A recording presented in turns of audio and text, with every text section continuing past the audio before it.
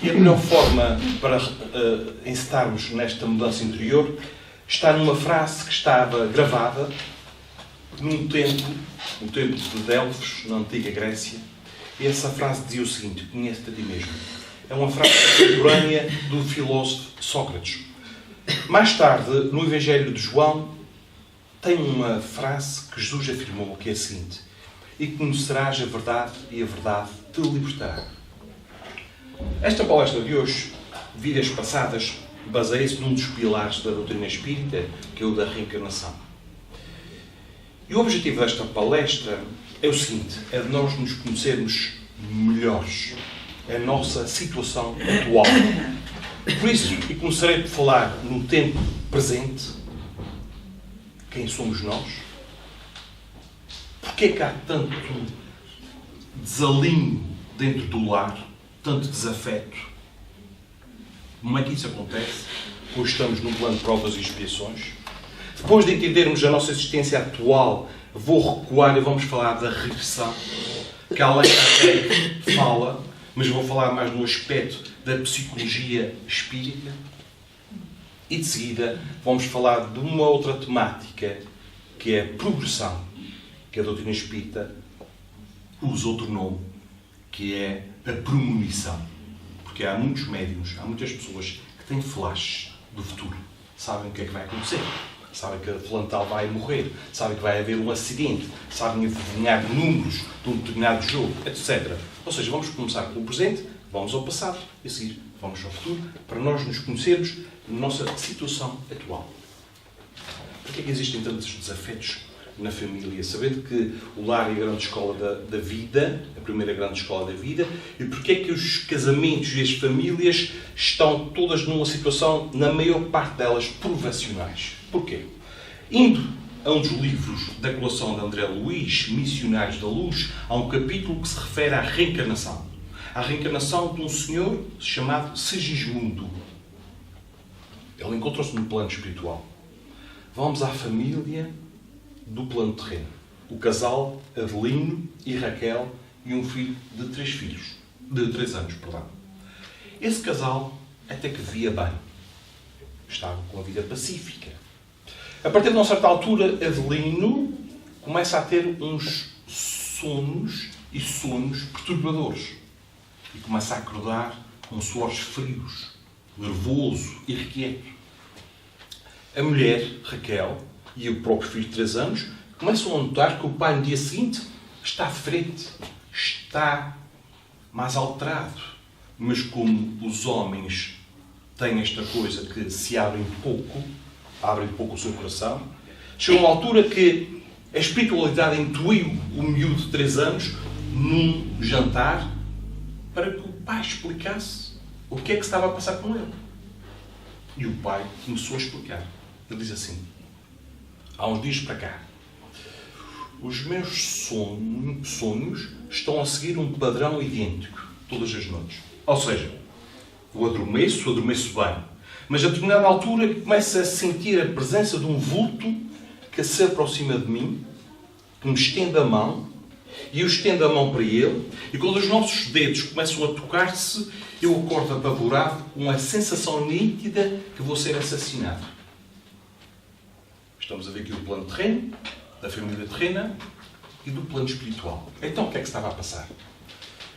Segismundo, no plano espiritual, Raquel e Adelino, no plano físico, outrora, noutra existência, formaram um triângulo amoroso. Ou seja, 2 homens a disputar uma mulher. Mas os ciúmes foram tantos que Segismundo assassinou Adelino. E Raquel, desesperada, não tendo sustento, entregou-se à prostituição. Ou seja, aquele ato desestruturou aqueles 3 indivíduos.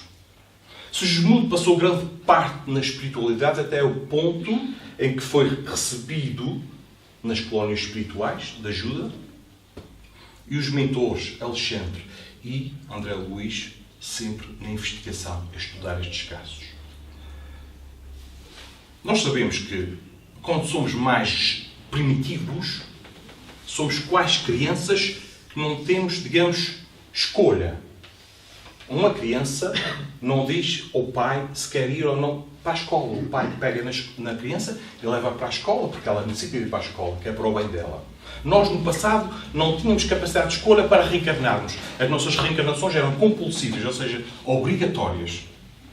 A partir de um certo momento, não temos já alguma consciência, nós já podemos escolher, chegamos a um ponto em que já desejamos ou não reencarnar para reequilibrar desequilíbrios do passado. Sigismundo chegou a uma altura em que pediu aos mentores se já podia voltar ao corpo físico, porque ele precisava de reatar. Então, eles, os arquitetos siderais, os engenheiros que programam toda a reencarnação que é programada por menor, acharam por bem que ele iria reencarnar num casal que já tinha reencarnado antes, com os velhos adversários de outrora. Agora Adeline e Raquel. E seria o filho deles. Tudo bem. O que é que acontecia com aqueles sonhos?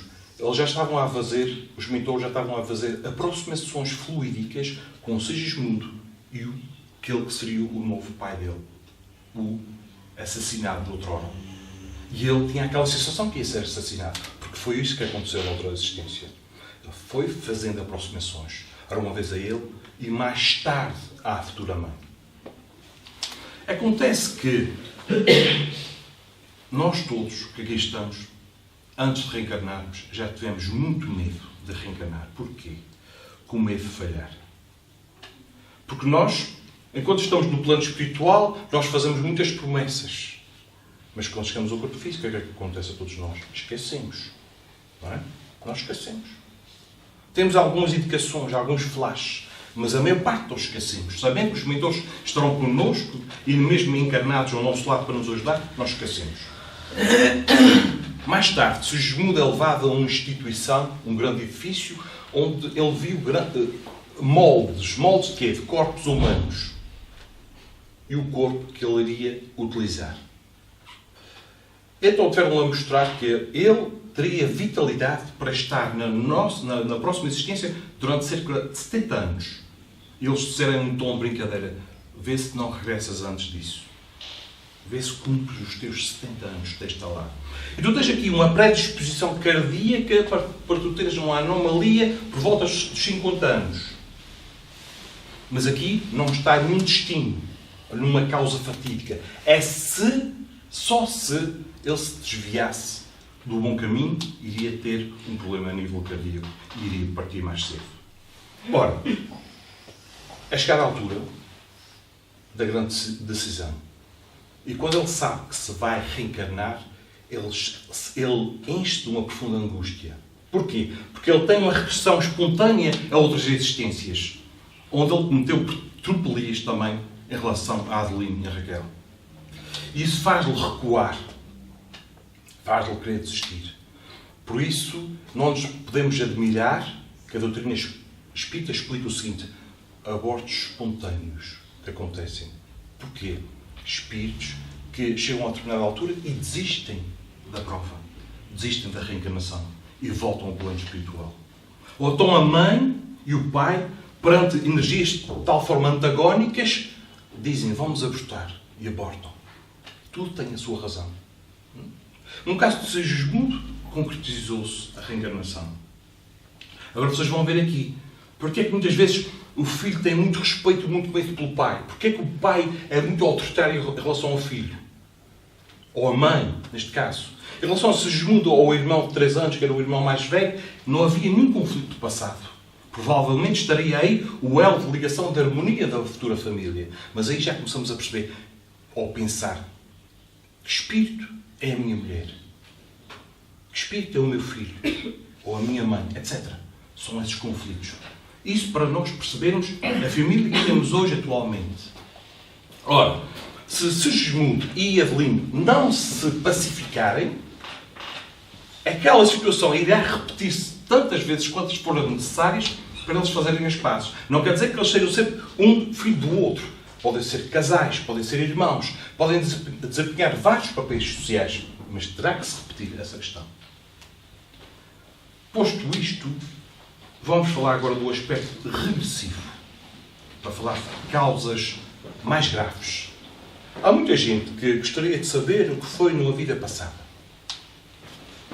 Tenho essa curiosidade. E dizem mesmo, se eu soubesse o que foi na vida passada, provavelmente seria mais fácil resolver os problemas de hoje. Mas o Espiritismo diz o seguinte, que nós fomos criados simples e ignorantes e estamos em constante evolução. Isso quer dizer, se hoje temos as tendências instintivas negativas que temos, há 200 anos atrás tínhamos isso com mais profundidade. Logo, saber o que eu fui no passado pode ser altamente traumatizante. Quem é que daqui que já não cometeu um ato nesta existência e que só de pensar nisso sente vergonha? Nesta existência.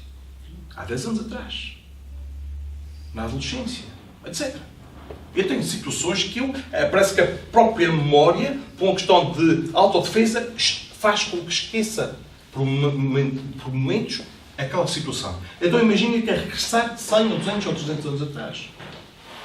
Não é de todo aconselhável saber o que fomos. Porquê? Porque nós temos uma coisa todos que é uma excelente ferramenta. É as tendências que nós trazemos hoje. Tendência para mentir, tendência para usar máscaras, tendência para desistir dos desafios, tendência para o alcoolismo, tendência para o sexo em desalinho, etc, etc. Nós trazemos essas tendências. E temos, por outro lado, a voz da consciência, porque é onde estão gravadas todas as leis. Logo, através das tendências que eu tenho, nós conseguimos unir os pontos e criar uma personalidade de uma existência anterior. Nós temos mais ou menos uma ideia daquilo que fomos anteriormente. Hoje, isto está mais suavizado.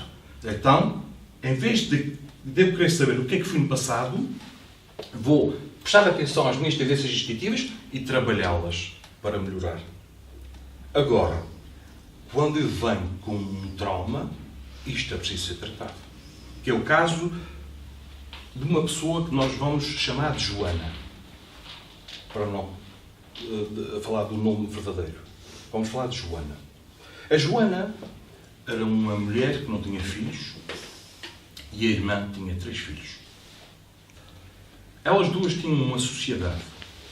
Esta sociedade consistia numa pequena escola que dava explicações a crianças com dificuldades de aprendizagem. Portanto, ajudava. E a Joana, quando a irmã se ausentava, era ela que tomava conta dos sobrinhos. E era boa cuidadora. Assim como também era boa explicadora. Mas todos os dias, Joana, quando ia para o trabalho, ou quando ia tomar conta dos sobrinhos, era como se um peso enorme estivesse sobre os seus ombros. Ela sentia todos os dias uma angústia tremenda e um pensamento ocorria-lhe. E era recorrente este pensamento. Era como se, todos os dias, era como se uma tragédia fosse acontecer às crianças.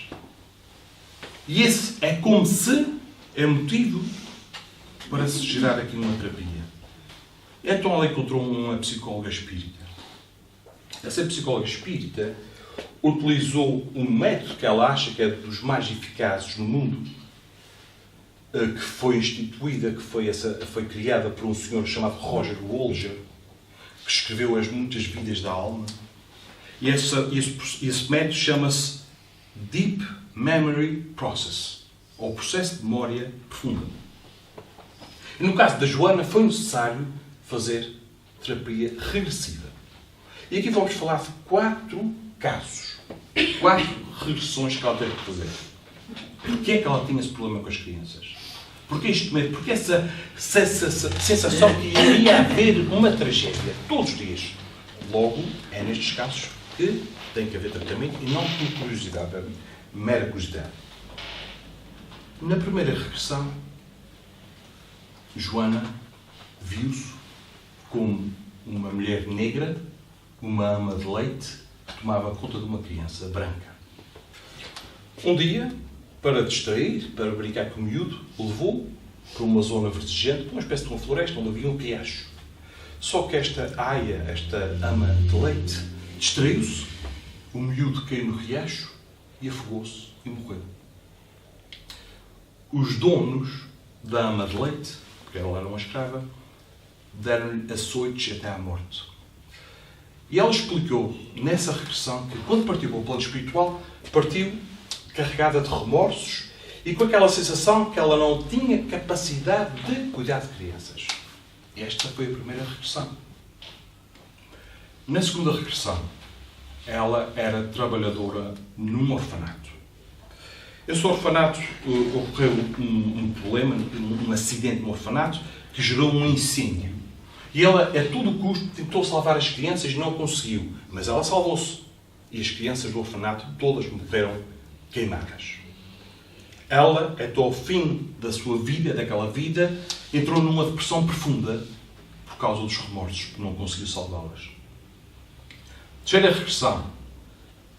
Ela é enfermeira num hospital, na aula pediátrica. E essa aula pediátrica era composta de crianças órfãos. Estavam em tempo de guerra. Aquela cidade onde ela trabalhava, no hospital, foram conquistadas pelos inimigos. Os inimigos, com algumas mentes macabras, alguns médicos, começaram a fazer experiências nas próprias crianças, testando medicamentos e outras questões, e outras coisas, outras substâncias. Esta enfermeira não conseguiu protegê-las. Morreu vítima da guerra. Mais uma vez ela declarou perante a regressão que estava cheia de remorsos. Vocês repararam que até aqui, essas três regressões, Joana, nestas três personagens, ela é vítima das circunstâncias. Porque na primeira, ela não teve a intenção de matar o miúdo no riacho. Na segunda, ela tentou salvar as crianças do incêndio. E na terceira, ela não conseguiu proteger as crianças das experiências que estavam a fazer nelas. Agora foi necessário recorrer a uma nova experiência, a uma nova regressão. Desta última regressão, ela é um índio de 15 anos, um índio norte-americano. E a tribo dele foi metade dizimada por colonos brancos que viviam perto.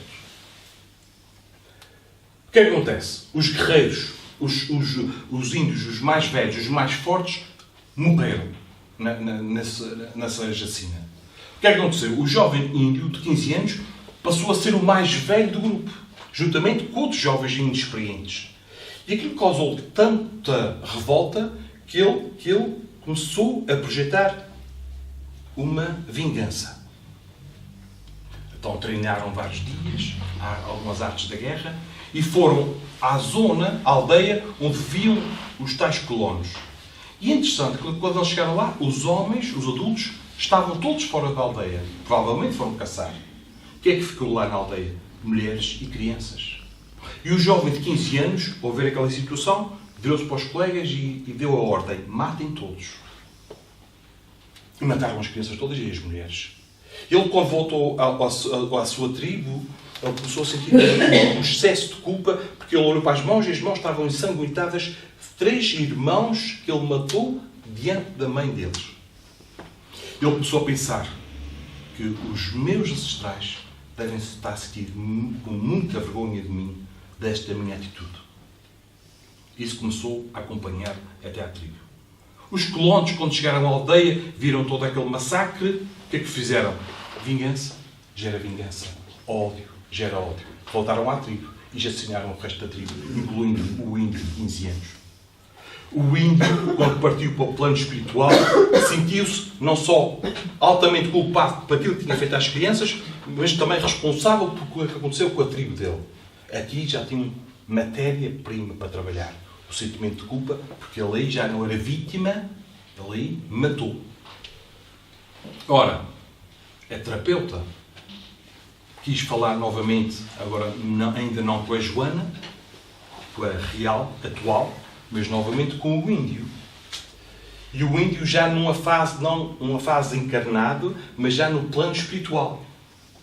E então a psicóloga espírita teve que pedir ajuda à espiritualidade. Porque nós sabemos que a espiritualidade, quando estamos numa reunião mediúnica a doutrinar ou esclarecer uma entidade, a espiritualidade mostra-nos flashes e imagens para ajudar a esclarecer a pessoa a ter consciência da sua situação. Então, começou a falar com o índio no plano espiritual. E disse assim: como é que te sentes? Muito mal. E tu te perdoas? Ele disse, não. Porque aquilo que eu fiz, não há nada no mundo que o justifique. Portanto, eu nunca me perdoarei. E ela, então, a terapeuta disse assim, repara, presta atenção à tua volta. Ela começou a prestar atenção à tua volta, ele começou a abrir os olhos e a arregalar os olhos e começou a ver um conjunto de vultos que se aproximaram e ele viu que eram os ancestrais da tribo. E ele pergunta a eles o que é que eles sentem sobre ti. E eles disseram, nós já não te julgamos, nós já te perdoamos. E perguntaram ao índio, e tu, como é que te sentes? E eu não me perdoo. Ele continuava sem se perdoar. Ele repara bem, olha para o outro lado. O que é que tu estás a ver? Ele ficou admirado, emocionado. Porque estas terapias são feitas sempre debaixo de uma emoção. Ficou emocionado quando viu o grupo de crianças que tinham sido ensinadas num lindo jardim, acompanhado de umas senhoras. E ela perguntou a ele, e agora não eras capaz de pedir perdão a elas? E ele encheu-se de vontade. Porque era isso que ele queria. Queria vê-las outra vez. E ele pediu perdão. E muitas delas disseram que já não se lembravam daquilo que lhes tinha acontecido. E aí quase todas disseram que já tinham perdoado. E perguntaram ao índio, e tu, já te perdoaste? Mesmo assim ele disse, não, porque algumas mães ainda não o fizeram. Então tiveram que aprofundar a questão. Mas tu tens 15 anos, logo tu és uma criança. E o que as crianças devem fazer é brincar. E as crianças, além de brincar, cometem erros que podem ser erros graves. Foi isso que tu fizeste. Mas tu fizeste com boas intenções, tu, de certa forma, ficaste sem os teus companheiros mais velhos e foste tu que tiveste de tomar as rédeas da tua tribo. Ou seja, tiveste que ser o homenzinho para defender a tua tribo. Mas ao fazeres isso, a intenção era boa, só que levou à designação deste aspecto. E ele pensou melhor sobre a questão e, no fundo, disse que se perdoava. 3 meses mais tarde, Joana, de uma forma pacífica, vai ter com a irmã, desfaz a sociedade, deixa de dar explicações e vai ter um curso de psicanálise. Porque ela viu que a sua dívida para com as crianças cessou no autoperdão.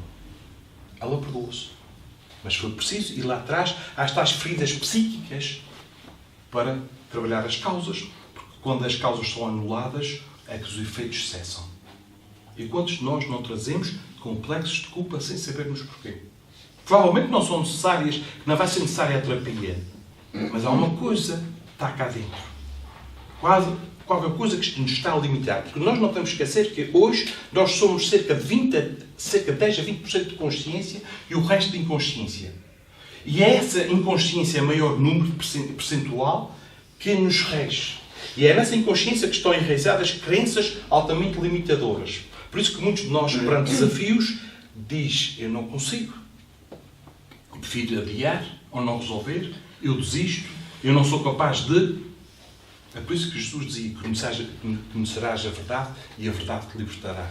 Um tal termo da Grécia dizia, conhece-te a ti mesmo. Que é isso que se pretende que façamos. Nos conhecermos a nós mesmos. Eu, pelo facto de ter medo das alturas, não basta saber que numa vida passada eu caí de um penhasco e morri. Porque o medo mantém-se. Mas se eu não tiver que fazer vida em lugares altos, o que é que eu faço? Evito esses lugares altos. Não preciso fazer terapia nesse aspecto. Cada caso é um caso. E não todos os casos são necessárias as regressões a vidas passadas. Pode ser através da meditação, pode ser através de yoga ou de outras terapias alternativas. Bom, isto, vamos ao passado. Agora vamos dar só um pequeno saltinho ao futuro, só com 2 exemplos, descritos por Brian Weiss, que não sei se já ouviram falar, escreveu muitas vidas, muitos mestres e outros livros. E ele fez experiências com muitas pessoas que fizeram regressões e que contaram de forma pormenorizada o que tinha acontecido no seu passado. Assim como também Ian Stevenson, através da ajuda da parapsicologia, entrevistou mais de 100 crianças com cerca de 4 a 5 anos de idade, fizeram regressões espontâneas e que explicaram por pormenor qual tinha sido a sua vida passada. Bom, neste caso temos a progressão, mas a progressão também aqui para fins só terapêuticos. Não é para curiosidade saber qual é que vai ser os resultados do outro para eu ganhar. Não para curiosidade, porque há uma frase que diz que a curiosidade matou o gato. para fins terapêuticos. Então, aconteceu 2 casos ligados a pensamentos suicidas que foram pedir ajuda a Brian Weiss. Um deles, de um homem que trabalhava numa firma e esse homem era casado com a filha do patrão. E começou a surgir na firma um certo desconforto. A firma começou a sofrer problemas financeiros e depois veio-se a descobrir que era um sócio que andava a desviar fundos. Este homem, casado com a filha do patrão, também não era flor que cheirasse porque ele tinha uma vida paralela. Ele tinha um amante. Mas ele estava na iminência, tudo levava a crer, tudo estava a levar para um caminho onde ele iria ser descoberto. E iria perder todo aquele conforto que ele tinha de riqueza, que o sogro lhe dava e a mulher. O que é que ele pensou? Suicídio, para me safar desta situação. Mas ele teve o bom senso de pedir ajuda. E sob a indução hipnótica, num estado de transe semiconsciente, ele viu uma imagem, mais lá à frente, onde, se ele tivesse cometido suicídio, ele ia encontrar uma situação muito semelhante. Isso queria dizer que ele tinha que resolver o problema. Ele tinha que ser homenzinho, tinha que confrontar a esposa, tinha que falar com o sogro, tinha que pôr tudo em pratos limpos, mesmo com o risco de perder tudo, materialmente falando. Porque seria mais fácil fazer isso do que perder séculos de sofrimento e mais cedo ou mais tarde ter que ultrapassar, ter que passar para a mesma situação. Quantas pessoas, e vocês sabem disso, que apostam na bolsa para enriquecer rapidamente e se atiram de um 30º andar porque perderam milhões numa única jogada. Em vez de enfrentarem a situação, que estão na falência, que ficaram paupérrimos, matam-se. Mas isso mais cedo ou mais tarde vão ter que enfrentar essa situação. Outro caso, e último, de um pai. Um pai que tem uma filha única, que também teve pensamentos suicidas. Porquê? Porque a filha única era saudável e contraiu leucemia. Leucemia. E como se costuma dizer, os pais costumam dizer aos filhos, minha mãe já me disse isso, que gostariam de ir à frente da gente. Porque é a lei natural. Mas nós sabemos que a gente já não é bem assim, não é? Os mais velhos vão primeiro e os filhos vão depois. O que é que o pai pensou? Ao ver a filha a sofrer daquela forma, quis ir primeiro através de suicídio. Mas também teve o bom senso de pedir ajuda. E ao fazer a tal progressão, o que é que ele vê? Um flash no qual ele fica muito admirado, porque ele vê-se na sua própria casa a brincar com netos. Mas ele começa a pensar, netos, eu só tenho uma filha, e a filha está à beira da morte. Então o que é que aconteceu? Foi mostrado que a filha tinha sido curada. Casou-se e teve netos. E ele não se suicidou. Vocês já imaginaram que se ele se tivesse suicidado, muitas vezes nós desistimos do problema e mal nos suicidamos, o problema bate-nos à porta. Tantas vezes, a maior parte das vezes é assim. Isto, com esta palestra, falando do presente, do passado e do futuro, é para vermos que nós temos a faca e o queijo na mão. Temos a ajuda espiritual, temos a ajuda dos encarnados aqui. Temos problemas que todos nós temos que resolver e que não devemos adiar nem desistir dos mesmos. Porque vamos ter que repetir o mesmo problema. Se aquilo que me acontece hoje em dia é uma necessidade evolutiva, e se eu desisto desta necessidade evolutiva, eu, para evoluir, vou ter que passar por isto novamente mais tarde. O problema é que a complexidade do problema pode ser mais profunda. Porque não fazer agora, enquanto eu tenho as pernas e as mãos? Porque numa próxima encarnação eu posso vir sem pernas e sem mãos. E a tarefa será muito mais árdua e vai puxar mais pelo meu intelecto. Então, eu, se agora tenho possibilidades, se todos nós temos possibilidades, em vez de desistirmos, de desanimarmos, que andamos cabisbaixos, nós devíamos era agradecer e fazer como hoje da Índia, que julgam, acham, têm certeza que a vida não é como nós julgamos, nós ocidentais. Nós julgamos que a vida é um direito. Eles julgam que a vida é um privilégio. Nós exigimos demasiado da divindade. Eles não, eles agradecem à divindade. E nós temos 4 vezes mais na espiritualidade de bilhões de espíritos inquietos para reencarnar. E nós já estamos aqui. Vamos fazer o possível para sermos mais autênticos, mais sinceros e não guardarmos os problemas só para nós. Quando tivermos os problemas, vamos desabafar, nem que isto nos envergonhe. Porque é mais fácil fazer isso, poupamos muito mais tempo, em vez de cometermos um suicídio. É o convite da palestra de hoje para todos vós.